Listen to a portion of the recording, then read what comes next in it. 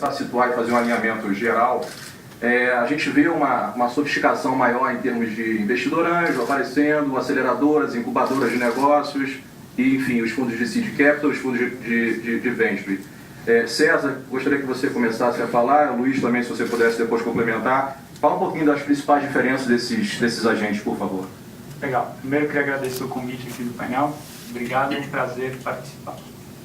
Bom, vou começar falando do universo que eu estou mais familiarizado, que é, vamos dizer, comparar um pouco a diferença de uma incubadora para uma aceleradora. São modelos similares, né, mas existem diferenças importantes, né? Eu acho que, de maneira geral, a incubadora ela trabalha com horizontes de tempo muito maiores, né, períodos de 1 ano, 2 anos, e estão sempre ligadas a instituições de ensino ou think tanks, centros de inovação, né? Então, o que acaba acontecendo é que o perfil dos projetos de incubadoras são diferentes de aceleração. Uma empresa que está... Quer dizer, o perfil ideal para uma incubadora, ela é uma empresa de tecnologia intensiva, uma empresa que trabalha com laboratórios, que trabalha com uma pesquisa que tem um certo tempo de maturação, no qual o produto, para ser desenvolvido e chegar à viabilidade econômica dele, ele precisa de um período de tempo maior, né? Então, estou falando de coisas mais ligadas a agritech, medtech ou qualquer outra tecnologia um pouco não tão ligada ao mundo de TI. É claro que tem várias empresas de TI que estão em incubadoras, né? A aceleradora, ela trabalha com um horizonte de tempo muito mais curto. Então, no nosso caso, a gente fica 6 meses com empresas, né? Então, a gente consegue trabalhar de produto, negócios e buscar investimento 2 meses cada coisa, dependendo de 3 meses cada coisa, ou seja, é muito pouco tempo. Então a gente tem que trabalhar com empresas que têm um perfil que a gente consegue acelerar isso, né? Então a gente trabalha com empresas de software, de TI e principalmente no mundo digital, que é algo que a gente consegue com certa facilidade modificar o produto e iterar esse produto no mercado, ou seja, colocando online, com muito mais facilidade, né? Então, quer dizer, não é uma questão de um é melhor, um é mais antiquado, um é mais novo. Eu entendo que é uma questão de perfil de negócio, né? E aí, de certa forma, as aceleradoras também estão mais ligadas ao mundo de negócios, a empreendedores que já tiveram sucesso, que agora estão buscando ajudar pessoas que têm experiência com o mercado financeiro, com empreendedorismo de maneira geral. E as incubadoras mais ligadas a centros de inovação, que é onde estão os breakthroughs tecnológicos mais disruptivos, não olhando o mundo de software TI, né? Olhando do lado do investidor anjo e em comparação com fundos de VC, posso complementar um pouco? Não sei se... Quer passar, Luiz, quer complementar? Eu acho que inovadora e incubadora é interessante. Eu queria só mencionar um pouquinho as diferenças, né, dos estágios de investimento. Um pouquinho antes do almoço, um dos palestrantes mostrou um quadrozinho, vocês viram os níveis, que ele mostrava o nível diferente de empresa, e era aquele quadro seguinte do que ficou até aqui no começo do almoço. Que aí mostrava o estágio diferente da empresa, o tipo de dinheiro que ela recebe. E nesse G Capital, uma empresa de private equity, a gente não tem um fundo no investimento em venture capital, a gente tem da tesouraria própria em investimento em venture capital, porque a gente acredita que o venture capital deve ser acompanhado e deve se desenvolver algum conhecimento como investidor, e a gente resolveu fazer isso com o jeito da tesouraria nossa. A gente sabe que antes do investimento, como a gente viu ali, não é? Antes do investimento, você tem o Family and Friends, chega com seus amigos, com seus pais, seus familiares, seus irmãos, né? Colecionam algum dinheiro para botar o negócio de pé. Depois é que você pode chamar os investidores anjo, quando você já tem um pouco mais que uma ideia, quando você já tem um protótipo que você quer começar a produzir. Quando esse produto ele se mostrou viável, você começa a querer trazer um pouco de escala para ele. Você pode encontrar com o anjo. Quando você já tem alguma demonstração que o mercado aceita, que a coisa é viável, você então pode começar a aparecer no radar de private equity. É claro que isso é uma escada teórica. Na prática, você pode ir da ideia ao IPO. A gente tem aí o Google, a gente tem o Facebook, que muito rapidamente a pessoa tem ideia, faz em casa a ideia dele e daqui a pouco não passa por esses estágios todos. Mas isso é só para dar uma ideia dos passos em que tem para diferenciar o que cada um vai falar. No meu caso, é um private equity que quer conhecer venture capital para poder ver a oportunidade quando as empresas estiverem preparadas para entrar na fase de saindo de venture capital, indo para private equity, que também é um gap importante, né? Quando é o momento, quando é que um gestor de private equity vai poder receber uma empresa que sair de um fundo de venture capital? Isso são questões que a gente está analisando, não propriamente um investimento venture, mas quando é que eu vou estar pronto para receber ele num private equity. Obrigado, Luiz. Francisco e Pérez, como é que vocês veem a questão do VC nacional? A gente vai ficar muito focado em TI, em software, enfim, no mundo digital, ou existe vida fora disso, tá? Existe ciência nacional para ser investida e os fundos poderem investir e ganharem dinheiro. E queria também saber se vocês acham que algumas dessas empresas, independentes do setor, podem ser empresas classificadas como de nível mundial. Bem, eu acho que a gente pode usar o case Criatec, né? O SPATA e o BNDES deram um mandato branco para a gente investir em qualquer empresa que tivesse inovação e faturamento inferior a 6 milhões de reais. E usando o portfólio São Paulo, 50% do portfólio ficou em tecnologias agrícolas e não em TI, que só compôs 25%. E dentro de tecnologias agrícolas, a gente fez biotec pecuária, a gente fez biotec agrícola, a gente fez TI para agricultura e a gente fez agroquímicos. Até dentro de agritech tem uma variedade muito grande de setores.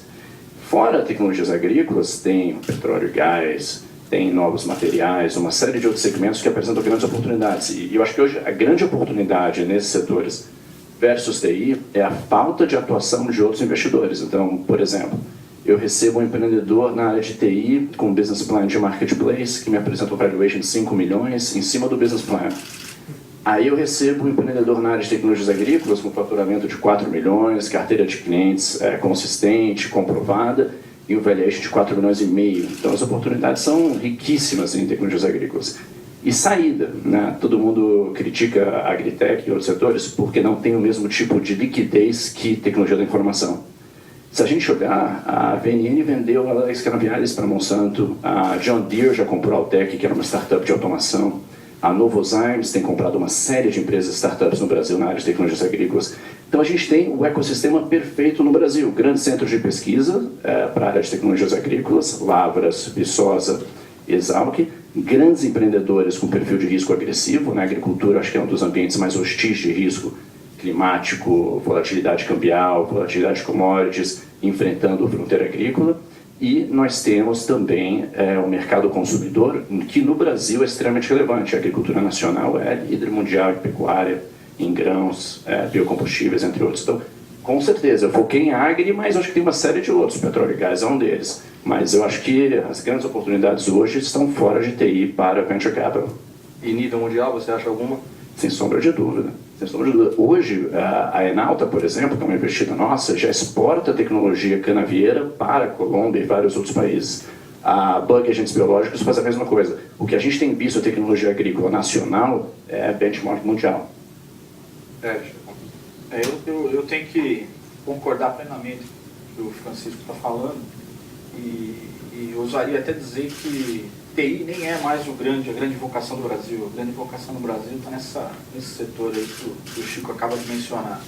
A área de biotech é uma área já com evidências claras aí que o Brasil vai se destacar no futuro nesse setor de tecnologia. E eu cito um outro exemplo aqui, a área de medical device também, que a gente está avançando bastante. A gente já tem uma empresa na carteira também, a Magnamedic, que a gente inclusive exporta a tecnologia e não é da área de TI. Então, assim, nos nossos exemplos, TI nem são as empresas que se destacam efetivamente. Agora, tem uma observação que é a questão ciência. Assim, o Brasil tem uma vocação em todos esses setores que a gente mencionou e muitos outros que ainda estão escondidos na prateleira da universidade. A ciência brasileira, ela é uma ciência de nível mundial, comprovadamente de nível mundial. A gente tem publicação comparado a países do primeiro mundo. Entretanto, o que acontece? A gente não faz com que essa ciência chegue ao mercado. E aí fica esse grande gap, que é o buraco entre ciência e mercado. Quando você analisa essa ciência, você vê que tem muito mais do que TI. Então, eu usaria dizer que a vocação do Brasil, diferentemente do que muita gente compreende dessa forma, não está em TI. Ok. Continuar contigo, Pérez. Em relação à metodologia para essas empresas inovadoras, empresas não testadas pelo mercado, muitas vezes baseadas em intangível, qual a metodologia que você acha mais aperfeiçoada, aprimorada para tratar desse tipo de ativos, tá? E aí queria que você também conjugasse com o nível de participação que você acha adequado para receber depois alguns follow-on ou então outros entrantes. Ok, vamos lá. Bom, existem várias metodologias de valuation no mercado, são conhecidas, né? Tradicionalmente, todas elas trazem uma, entre aspas, imperfeição, são baseadas em séries históricas, são baseados em histórico de receita. Quando você trata de uma empresa em estágio inicial, early stage, da forma como a gente investe, é impossível, ou seria totalmente impreciso você atribuir um valor à empresa baseado em uma série histórica que não existe, e numa projeção baseada em algo que não existe. Então a gente simplesmente não utiliza nenhuma dessas metodologias que tem disponíveis no mercado, né? Nós nem se desenvolvemos uma metodologia baseada em scorecard, onde você tem diversos atributos mapeados, aonde você chega a um valor da companhia. E o grande segredo dessa metodologia que a gente aplica é que ela não é baseada em série histórica de faturamento e nem projeção de faturamento. A gente elimina essa componente. É exatamente a componente que traz a imprecisão nas metodologias de valuation tradicionais, de caixa, etc. Okay? A segunda pergunta que você me fez sobre participação, a nossa participação, nosso princípio de investimento, a nossa política de investimento é sempre uma participação minoritária. E há uma explicação estratégica para isso, não só financeira. Nós entendemos que Venture Capital não pode se apropriar ou não ser controlador da empresa investida. Por quê? Porque o empreendedor, que é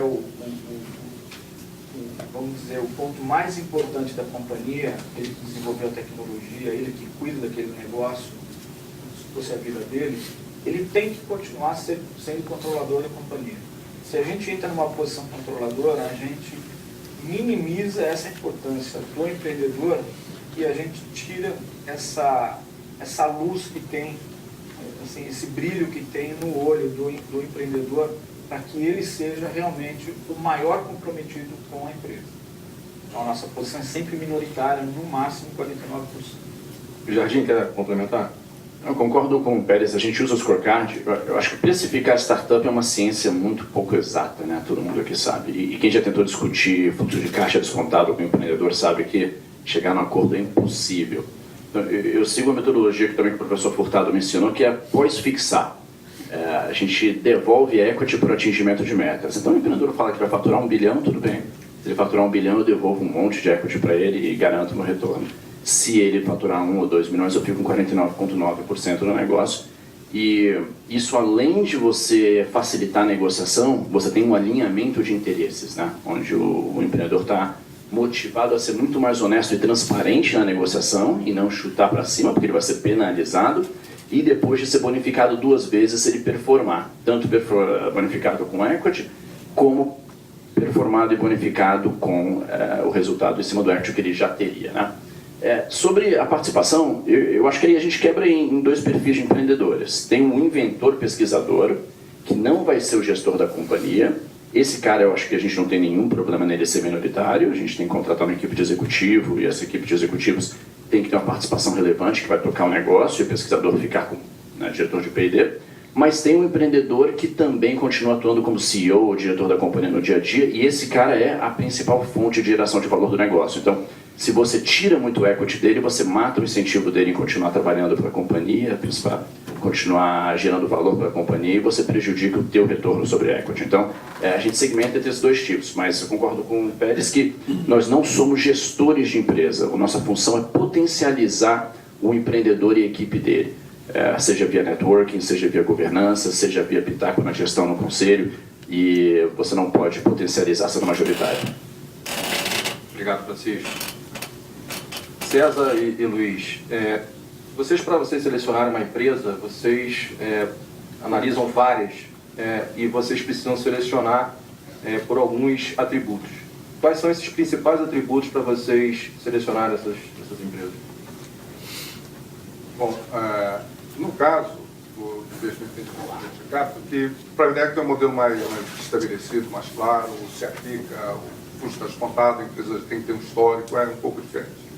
No nosso caso foi expectativa de crescimento e uma avaliação tipo proprietária sobre o impacto que essa tecnologia vai ter no segmento que vai ser aplicada e, com base nisso, pesquisa de opinião para avaliar, no caso é para a empresa, um produto que aumenta a eficiência de determinadas máquinas, como é que você consegue, quanto é que vai representar o ganho, com o ganho você estabelece o teto de preço, você tem que estabelecer um tempo para quando você começa a ter competidor, então até lá você consegue se aproximar mais do ganho que você vai dar para o empresário.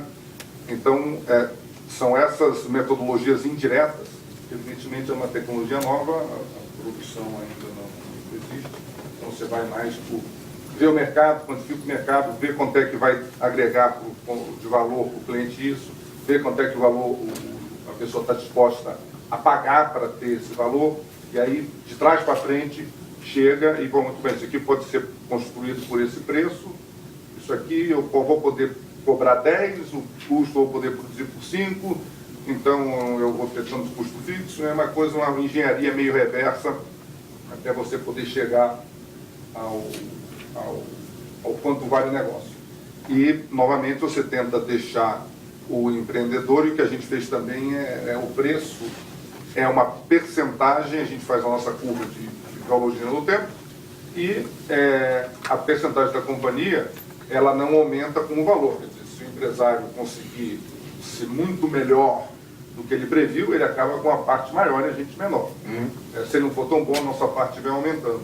Então, uma coisa semelhante aí, o que ele é feito, porque a ideia é alinhar o interesse, deixar o empresário poder enfim, se dedicar, que é uma coisa nova e você não tem tanto padrão assim de comportamento para poder fazer. Então, monthly reports, essa coisa toda, não tem muito sentido uma coisa que está Certo, os atributos para você. No nosso caso, como a gente entra muito cedo nas empresas, quer dizer, a gente olha protótipos, né, empresas que estão sendo formadas, muitas vezes um CNPJ ainda nem foi criado, e aí a partir daí a gente entra na gestão junto, é claro, acho que o ponto que foi colocado aqui do empreendedor é super importante, sempre deixando a gestão na mão deles, mas a gente fornece os guias para o cara conseguir desenvolver da melhor forma possível, né? Então, olhando esse cenário, a gente, dentre os 3 principais pilares que a gente conversou, tecnologia, mercado e a pessoa, né? A pessoa é, sem dúvida, de longe o mais importante.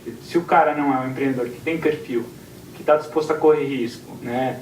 E varar à noite nesse estágio de poucos recursos, dificilmente a coisa vai para frente, né? Então, se o cara não é bom, eu já nem olho os outros 2 pontos. Mas, de maneira geral, a gente sempre tenta seguir essa linha. Quer dizer, o mercado que ele está se dispondo a atuar é um mercado grande o suficiente para gerar um business que vai receber aporte de fundos de venture capital, quer dizer, para o negócio ser sustentável e crescer e poder faturar algum dia bilhões ou centenas de milhões.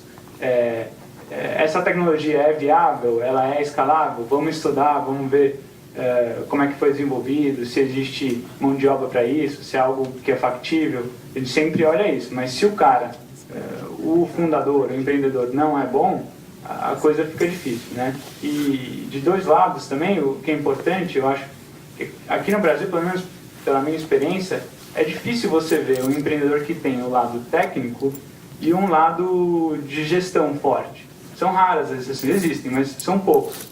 Então, a gente sempre tenta buscar times que sejam complementares, principalmente nesses dois aspectos. Tem um cara que seja, vamos dizer, do ponto de vista de inovação, o cara que desenvolveu e que tem a parte técnica, e tem que ter alguém de negócios para fazer a coisa andar, para fazer a parte comercial, para estruturar a precificação, para vender o produto, né? E como, quer dizer, a gente está falando de aceleração, é a incepção da empresa. Se tiver essas duas peças, a coisa anda muito mais rápido. Isso pela experiência nossa. A gente já investiu em empresas que tinham um cara técnico que era sensacional, mas por não ter o lado de business, a coisa não andou tão bem. Então a gente teve que trazer uma pessoa de business, e aí a partir do momento que a gente trouxe, a coisa mudou de água para vinho. Assim, faz muita diferença. Obrigado, César. Jardim, no momento que você está discutindo um acordo de acionistas com um potencial investido, um controlador, um empreendedor, quais são os pontos assim, que são fundamentais para um fundo ter dentro desse acordo de acionistas? E quais os pontos que assim, tem mais reação por parte dos controladores? Aí tu esquece a questão de preço. Boa pergunta. Quando a gente entra numa negociação, o empreendedor tende a achar que 99% é financeiro valuation, né? Mas é impossível separar o jurídico do valuation, porque poder e ingerência é valor, né? Então, a gente sempre tenta casar as duas negociações. A gente exige direitos e deveres tanto na administração estatutária, como no conselho, como na assembleia, e a gente foca muito nas cláusulas de liquidação, né? As cláusulas de saída, né? Eu diria que o mais importante, digamos, 3 coisas. Primeiro, indicação de diretor financeiro, né? Tem que ser a nossa caixa, e esse diretor financeiro normalmente controla o orçamento, e o orçamento é poder na companhia, então ele é quase um CEO, uma forma da gente ter o nosso cara na administração. O segundo item, a gente bota algumas questões chaves, como emissão de novas ações, entre outros itens, na Assembleia, e nos colocamos como quórum qualificado, ou seja, sem a nossa autorização, aqueles itens não podem ser deliberados. E aí, por último, o item que é fundamental, e esse sim gera mais desconforto, são as cláusulas de saída. Então, o drag along, né, a famosa drag along, que é a cláusula que a gente pode exigir que o empreendedor venda a participação dele, caso venha uma proposta, e sempre vai ter o direito a cobrir aquela proposta, mas normalmente ele não tem liquidez ou condições para cobrir aquela proposta. E isso gera desconforto porque a maior parte dos empreendedores brasileiros ainda não montam uma empresa para vendê-la, né? E isso principalmente fora do mundo de TI. Em agricultura a gente vê muito isso, monta uma empresa para ser perene, para passar para os filhos, etc. E o delegar o direito de venda da companhia é uma coisa que causa bastante desconforto, e é o que mais impede alguns negócios, ou que mais gera tensão na negociação. Obrigado, Jardim. Pegando esse gancho, o Pérez, como é que você acha que o empreendedor nacional, vamos dizer, o empreendedor médio nacional, ele está mais receptivo hoje a receber, a entender o que os fundos desejam, e o que poderia ser melhorado, aprimorado para construir um pouco mais dessa cultura, vamos dizer assim, empreendedora? Ok. Bom, primeiro, assim, continuando a fala do Chico, né, do Jardim, a questão do drag along é sempre um ponto crítico na negociação. Essa questão de ser um medo, o receio do empreendedor de ser dragado é uma coisa absurda. Primeiro que você tem que explicar para ele direito o que é drag along. A maioria das vezes ele não sabe o que é. E aí eu já pego o gancho para a sua pergunta, né? O empreendedor brasileiro, ele é um cara muito criativo, é um cara muito dedicado, talvez seja comparado no primeiro mundo, talvez os empreendedores brasileiros sejam os caras mais dedicados, mais curiosos, assim, mais comprometidos. Entretanto, falta a questão do conhecimento de capital de risco. Quase que a totalidade dos empreendedores que a gente tem em contato no dia a dia, principalmente uma safra de uma geração um pouquinho mais antiga, esses caras não têm conhecimento, ou não têm contato com o capital de risco. Então, está precisando no Brasil aí, eventos dessa natureza, assim, iniciativas educacionais de capital de risco para o mundo empreendedor. Está faltando isso. A Incid cobra um pouco esse buraco. Quando a gente aborda o empreendedor, a gente sempre aborda o empreendedor com um caráter construtivo. E nunca, me passe o teu business plan para eu analisar. É sempre, você tem uma oportunidade que resolve um determinado problema, tem uma tecnologia, bacana. Vamos construir junto um business plan? Então, nessa construção conjunta, a gente acaba educando um pouquinho o empreendedor. Essa é a forma como a gente aborda o empreendedor e a forma como a gente cobra esse gap educacional. Quando eu olho o setor como um todo, está faltando educação em capital de risco para que os empreendedores se preparem melhor para conversar com os fundos de capital de risco, os fundos de venture capital, por exemplo. César, quer complementar? Claro. Eu concordo, eu acho que até esse problema que existe é um dos motivos pelos quais a gente existe, né? Nós, como aceleradora, o nosso papel é dar todos os recursos possíveis para o cara conseguir se desenvolver, e em geral o perfil das pessoas que a gente trabalha são pessoas técnicas que têm uma visão de negócio muito legal, que estão desenvolvendo produto, mas não conhecem o mundo de investimento, não conhecem como que é levantar um capital com um anjo ou com um VC, né? E a gente trabalha, dentre várias outras coisas que a gente faz, uma das principais, inclusive, é essa educação, né? De mostrar como que funcionam os contratos, né? O que é o drag-along, o que é o tag-along, como funciona uma negociação com o fundo, vamos preparar um business plan adequado para levar para o investidor, né? Com um Excel condizente, com premissas reais, né? Entender a linguagem com que esse pessoal costuma falar, e que acho que até é um dos motivos pelos quais alguns empreendedores acabam não entrando muito nesse mundo de VC, enquanto que poderiam, mais por medo, por achar que o VC é o lado do mal, e o que não é verdade, né? A gente sabe que não é, e eu já conversei com muitos empreendedores que têm essa resistência. Eu acho que é um pouco da nossa cultura, né? Que seja na educação na época da faculdade, que não se fala muito isso, e de experiência como um todo. Quer dizer, no Vale do Silício você tem inúmeros empreendedores que estão empreendendo desde os 16, 17 anos e estão em contatos com fundos, com anjos e pessoas que têm uma redes muito maiores que podem se ajudar. Eu acredito fortemente que a gente está num caminho para chegar próximo disso. Acho que o surgimento de aceleradoras, tanto a gente como outras que estão por aí, e grupos de anjo, que a gente também está muito em contato, estão gerando um efeito positivo para os empreendedores estarem mais preparados, né? E cada vez que o empreendedor vai e conversa com o VC e o cara fica mal e vê que não entendeu nada que o cara falou e que ele preparou um business plan que não faz nenhum sentido, ele caiu do cavalo, mas é um aprendizado. Então eu acredito muito nisso também. Quer dizer, a própria dinâmica do mercado vai fazendo com que as pessoas entendam mais. A gente está lá para, obviamente, maximizar o máximo possível disso e ajudá-los nesse estágio de levar o produto ao mercado e levantar capital e depois seguir a vida. Continuando com você mesmo, César, e que empresa inovadora, indo para a parte de aceleração agora de negócios, né? Empresa inovadora, como é que a gente consegue mitigar os riscos dessas empresas, tá?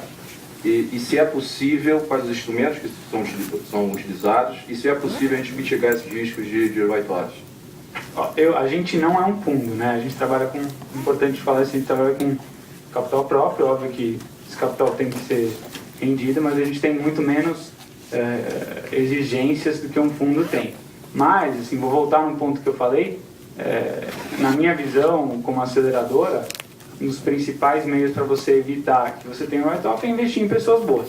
Se o cara ele é bom e você está junto com ele, uma hora ele vai perceber que tem algum problema e talvez valha a pena mudar a estratégia, né?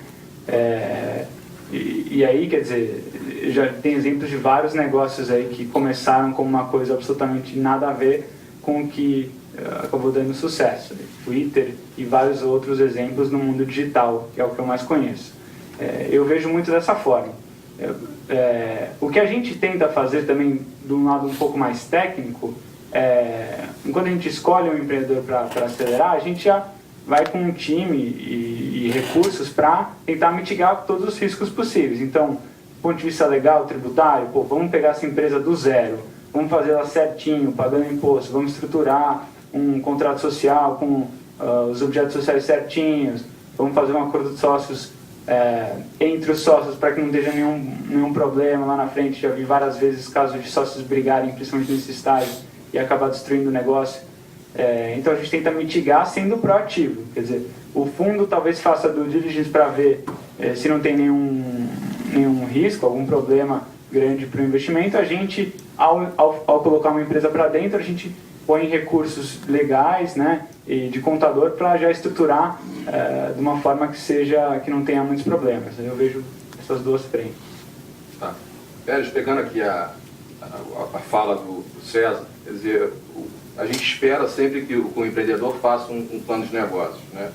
Aí a inovação, ele vai ao mercado, vai totalmente diferente do plano de negócios. Como é que é essa questão da aceleração e como é que é essa flexibilidade que tem que ter com o empreendedor para não desalinhar? Bom, a única certeza que a gente tem no nosso segmento, de VC, é que a mudança é certa. Então, assim, a melhor coisa é fazer o BP a lápis, logo na largada. E a segunda coisa é construir esse BP junto com o cara. Nunca acreditar cegamente no BP que vem do empreendedor. Construir a quatro mãos isso daí junto com o empreendedor. Número 1. 2. Fazer a lápis, porque flexibilidade e mudança vai estar no cotidiano. E a melhor forma de você mitigar os riscos para tomar o write-off na frente é estar colado no dia a dia da investida. Eu brinco que VC não se administra de uma mesa na Faria Lima, e sim colado junto à investida. Inclusive essa questão do write-off que o César mencionou, a gente até brinca assim, quando você investe certo, na pessoa certa, e que tenha a componente de inovação tecnológica presente, confirmada, até aquilo que deu errado, até aquele write-off, antes do write-off, até aquilo que deu errado, pode dar certo. Porque se você tem esse ativo na mão, um bom empreendedor e uma inovação tecnológica comprovada, de alguma forma você faz aquilo não se perder totalmente, muda o modelo de negócio e chega em algum estágio que você não vai ser obrigado a dar um write-off. Então, investir em boas pessoas em inovação tecnológica é quase que um segredo do sucesso, porque até aquilo que dá errado pode dar certo se você tiver a flexibilidade necessária, se o BP tiver escrito a lápis, se você tiver consciência disso, fazer os ajustes necessários ao longo do caminho, você pode mudar o modelo e chegar em alguma coisa que não seja o write-off. Estatisticamente está sendo comprovado isso aqui, que no nosso fundo a gente imaginava que teria um percentual de write-off muito acima, e na prática está se mostrando que a barreira dos 10% está sendo o nosso teto de write-off para essas investidas. Então a gente entende que esse é o caminho. Perfeito. Luiz, para a gente finalizar aqui, quais os instrumentos financeiros que vocês mais utilizam para investir nas empresas e se eles variam de acordo com esse porte das empresas? Bom, normalmente uma empresa desse porte ela é limitada, não é uma SA. No SA você tem outras um pouco mais adequadas, que a gente está mais acostumado. Mas o que a gente procurou fazer é ter cota, não é? Ter mútuo e ter opção. Normalmente isso é o que vai, são os instrumentos que a gente utilizou nessa experiência que a gente tem. Tem diferenças, mas esse é o que parece mais uma debenture conversível, uma debenture de função, com instrumentos que a gente está mais acostumado a trabalhar em private equity. Então a gente tentou diminuir um pouquinho a nossa experiência nesse ano, uma limitada, e acabou saindo isso. A gente sabe que tem alternativas melhores, mas, enfim, a gente acaba tendo uma equipe de jurídica, etc., da empresa que o pessoal sabe fazer aqui, então a gente pegou e fez desse jeito. Mas, basicamente, é cota, né, que é a ação, mútuo, que é a debenture, e opção, que também é a opção também. César, como é que é no teu mundo aí de aceleradora? Nós investimos por meio de uma opção, também são empresas limitadas, obviamente, o que é um desafio grande para investidores entrarem no risco numa empresa direto, numa limitada, é um risco grande. Então, a gente investe com uma opção, que é um mecanismo muito fácil de se fazer também. Com relação a investidores anjo, que a gente está passando agora, nossas empresas estão buscando capital com terceiros, A gente sempre tenta incentivá-los também a utilizar mecanismos ou mútuo ou opção, preferencialmente o mútuo, porque o mútuo você dá o dinheiro na largada e para você fazer uma opção sem dar o dinheiro na largada acaba ficando muito mais complicado, tem que fazer o prêmio, enfim, são estruturas não ortodoxas, vamos dizer assim. E preferencialmente o mútuo. O mútuo é muito bom também porque para um anjo necessitar de ticket de, sei lá, 250 a 500 mil reais, a empresa não tem condição de virar uma SA. E os custos de SA aqui no Brasil são muito altos para um ticket desse, 50 mil reais ano, se bobear até mais. Então a gente trabalha dessa forma. Eu acho que a empresa iria virar SA quando for trabalhar com tickets maiores, aí, com o Francisco, enfim, tickets acima de 1 milhão. Perfeito. Professor, então chegamos aqui ao fim das perguntas e respostas aqui. Eu abro aí para a plateia, se quiser interagir, por favor. Excepcional. Há várias perguntas aqui, mas eu vou fazer uma em particular. Primeiro, o Chico não aprendeu esse negócio comigo, não, tá? De retornar, mas como você ensinou lá, nas suas negociações com os alunos, né? De retornar a equity. Mas a pergunta é a seguinte: a contabilidade tradicional, nós já vimos aqui, requer a manutenção desses investimentos a custo. Quando vocês têm que falar com investidores de vocês, eventualmente, para um segundo fundo, eu sei que isso não é uma experiência de todos, como é que vocês fariam a avaliação do portfólio? O que vocês utilizariam primariamente? Seriam as avaliações adotadas em rounds de financiamentos das empresas como base? Seria utilizar novamente o Balance Scorecard que vocês utilizam para avaliar? Qual tem sido a prática de vocês nesse sentido? Porque uma das questões importantes, né, para criarmos aí algum tipo de benchmark de performance para Venture Capital é exatamente essa. Quer dizer, como é que a gente vai trabalhar com unrealized investments, unrealized returns. Tá certo? É mais crítico até do que em private equity, onde você tem comparables, onde você pode ter uma história de fluxo de caixa da empresa e tudo. Como é que vocês pensam em lidar com isso? Bem, a questão é essa, né, professor? Ninguém tem um ciclo fechado ainda, então a gente tem que vender o peixe enquanto o peixe ainda não foi comercializado, né? Follow-on investments é a melhor forma, porque você mostra que alguém de mercado realmente pagou um valor acima, né, do que você colocou, e você consegue provar que o mercado justificou aquela criação de valor. Mas não são todas que fizeram esses follow-ons, e muitas cresceram e criaram valor, e a gente tem que transmitir isso para os cotistas. Os cotistas brasileiros, a FINEP, algumas fundações, family offices, etc., eles têm mergulhado case by case para entender onde houve a criação de valor. E aí tem crescimento de faturamento, geração de caixa, profissionalização da gestão, demonstrar que a empresa adotou boas práticas de governança. Ela criou um conselho, ela criou uma diretoria estatutária, ela conseguiu recrutar grandes executivos de mercado que continuaram na companhia, teve um stock option plan segmentado. Todos os itens acabam sendo analisados e eles dão um prêmio para isso. Mas ainda é uma questão muito subjetiva e acaba ficando muito na negociação do GP com o LP, né? E, infelizmente, ainda não é a melhor forma. Mas eles têm sido bem flexíveis nesse aspecto. Se o Pérez tem enfrentado a mesma situação. Assim, de forma bem objetiva, a gente continua a metodologia do scorecard de uma forma diferente depois que a empresa começa o faturamento. Então a gente pega o nosso portfólio inteiro, analisa a evolução do faturamento e começa a aplicar os múltiplos de mercado que estão se praticando naquele determinado setor e que a gente entende que são negociações viáveis. E aí, Múltiplos de empresas de empresas que a gente tem relacionamento, emergentes, que são divulgadas. Associado a isso, a gente tem as evidências reais dos follow-ons que a gente acompanha.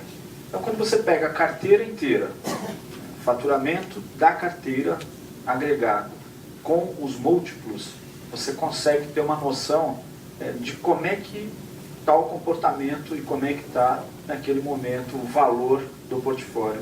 E a gente tem feito essa prática com os cotistas e tem atendido a expectativa. Óbvio que tudo isso daí é um grande exercício de adivinhação, porque você só vai realmente saber se essa sua estimativa é real ou não na hora que alguém fizer o cheque e pagar pela empresa, uma a uma naquele múltiplo.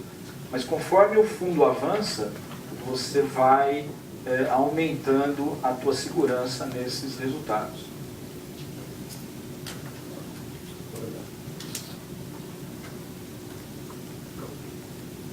Cláudio, você quer fechar o dia? Sim. Não, sem antes fazer uma outra pergunta. Professor, Não, o problema é o seguinte, pergunta o dia inteiro. olha aqui, é que essa pergunta surgiu na minha aula ontem. Eu falei, olha, eu vou trazer um Venture Capitalist aqui para responder a vocês. Eu estava ensinando o Venture Capital Method, né? Então, o elemento fundamental é pensar logo no valor de saída. E eu disse para os alunos, aquela velha, né? Olha, isso daqui é estimado com base na experiência do Venture Capitalist, tá certo? Aí eles quiseram forçar, mas eu vou trazer alguns aqui para dizer para vocês. Então eu vou aproveitar para fazer essa pergunta. Como é que vocês estimam o exit value na hora que estão pensando no investimento? Só na saída. Hein? Na saída? Na saída. Não. No momento que você está entrando, você está pensando no valor de saída. Como é que vocês pensam sobre isso? Assim, uma palavra antes da gente fazer o fechamento e agradecer. Na nossa metodologia de scorecard, um dos itens onde a gente insere essa análise é exatamente a expectativa de saída. Então, quando você olha todos os dados que são analisados no scorecard, um dos itens é a expectativa de saída e o múltiplo potencial de saída. A gente sempre fica de olho ao longo do investimento naquele múltiplo, se ele subiu ou desceu. Mas ele faz parte, inclusive, como deflator ou não, no valor inicial de entrada. A gente olha comparables, a gente procura uma transação similar que já aconteceu no mercado maduro e eu dou um baita desconto por ser no Brasil. Muito bem.